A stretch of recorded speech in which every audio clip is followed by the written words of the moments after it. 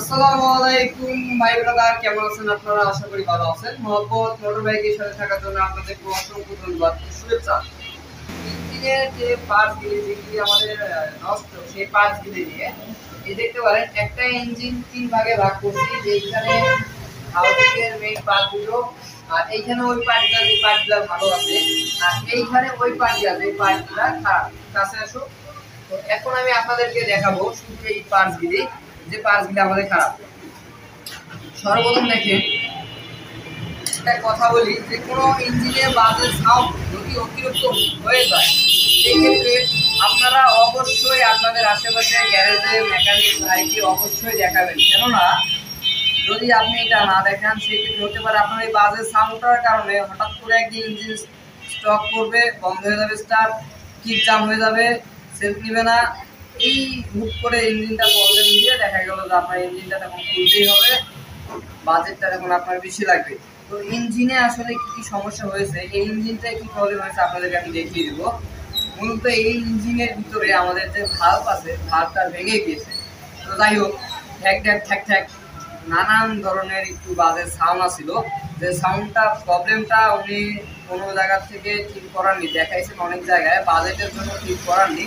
তারপরে যেটা হয়েছে, এক দেড় মাস চালার পর বাইকটা অটোমেটিক্যালি এমন হয়ে গেছে যে এখন খোলা ছাড়া আর কোনো উপায় নাই। তো আমি সব কিছু খুলে রাখছি। প্রবলেম কী কী আমাদের ইঞ্জিনে সেগুলো দেখাবো। সর্বপ্রথম আপনাদেরকে দেখাবো, আমাদের বাইকের কানেক্টিংটা কিন্তু খারাপ। মাইক্রোফোনটা আমার এইখানে আছে, তো একটু কাছে নিয়ে এসে আমি বাড়ি দিই।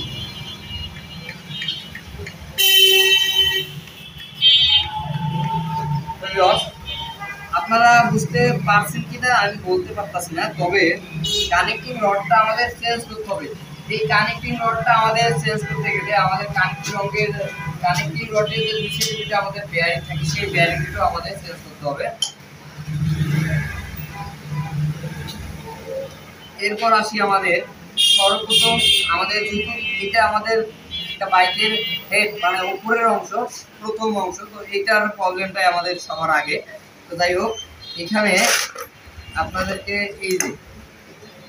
এই যে আপনারা দেখেন আমার হাতে একটা অংশ আছে ভাঙ্গাচুরা, একটু কাছ থেকে আমার হাতে একটা ভাঙ্গাচুর অংশ আছে, যেটা হলো একটা ভাল্ব। তো এই ভাল্বটা হলো আমাদের এক্সজস্ট ভাল্ব। এই যে এক্সজস্ট ভাল্বের যে ছাদ আছে, সেই ছাদ ভাঙিয়ে গেছে আমাদের। এই জায়গাটায় প্রবলেম তো সব জায়গায় হয়েছে, পিস্টনও হয়েছে, হেঁটেও হয়েছে, কিন্তু এইখানকার যে প্রবলেমটা, এটা বেশি আসছিল বাইকটা এইভাবে চালানোর কারণে। ভাল্বটা ভেঙে আলাদা হয়ে গেছে। আলাদা হয়ে যাওয়ার কারণে এই দেখেন, এই ভাল্বের যে ভাঙা অংশটা আছে, এটা আবার আমাদের হেঁটে বাড়ি খেয়েছে। বাড়ি খাওয়ার পর গাড়ির কিক দিলে কিক, ইঞ্জিন ঘুরে না, কিক নেয় না, কিকের উপর চড়ে থাকলেও কিক নামে না। মানে এইটাই হলো আমাদের মেন প্রবলেম হয়ে গেছে। ভাঙার পর গাড়ি স্টার্টিং হচ্ছে না, তখন উনি আমার কাছে নিয়ে এসে ইঞ্জিনের সমস্যার সমাধান করার জন্য। আর তার আগে যে এত বাজে সাউন্ড ছিল, যতক্ষণ ইঞ্জিনে একবারে মানে এরকম স্টক করেনি, পার্স ভেঙে চলে যায়নি, ততক্ষণ আমার কাছে আর নিয়ে আসবে না। তো বিয়স, তো এইগুলো আমাদের প্রবলেম। আরও কিছু প্রবলেম এখানে দেখা দিচ্ছে, যেমন আমাদের এই বাজে সাউন্ড, এই যে পিছনের যে আমাদের যে মাউন্টেন বাটির পিছনে যে একটা ফ্লাই হুইল প্রিমিয়াম আছে, দেখেন এটা হলো মাউন্টেন বাটি কমপ্লিট। এটা মাউন্টেন বাটি, এটাকে কমপ্লিট সেটআপটাকে বলা হয় মাউন্টেন বাটি। আর এই পিছনে যে প্রিমিয়ামটা আছে, এটা হলো আমাদের ফ্লাই হুইল। এই যে দেখেন এটা কি পরিমাণ গজে, এইভাবে গাড়িতে জোর করে প্রেশার দিয়ে চালানোর কারণে আমাদের এই প্রিমিয়ামটা ডাইন বাম ফলস করার কারণে কি হয়েছে, এটা তো ভিতরে রাবার গেছেই। আবার আমাদের যে ক্লাচ বাটি সেট একদমই বাদ হয়ে গেছে, এটাও নষ্ট হয়ে গেছে।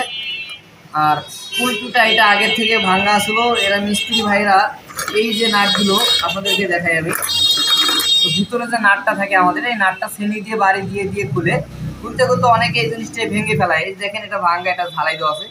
এই জিনিসটা টাল থাকার কারণে আমাদের যে সিটি বাইকের অয়েল পাম্পের যে জায়গা বডিটা আছে, সে বডির ভিতরে এটা বাড়ি খায়, ঘুরে ঘুরে টাল হয় আর বাড়ি খায়। তো এটাও চেঞ্জ করতে হবে। তবেও আমাদের ভিডিও কোয়ালিটি কেমন হচ্ছে বা কিরকম আপনারা দেখতে পাচ্ছেন, আমি আসলে ওইভাবে বলতে পারবো না।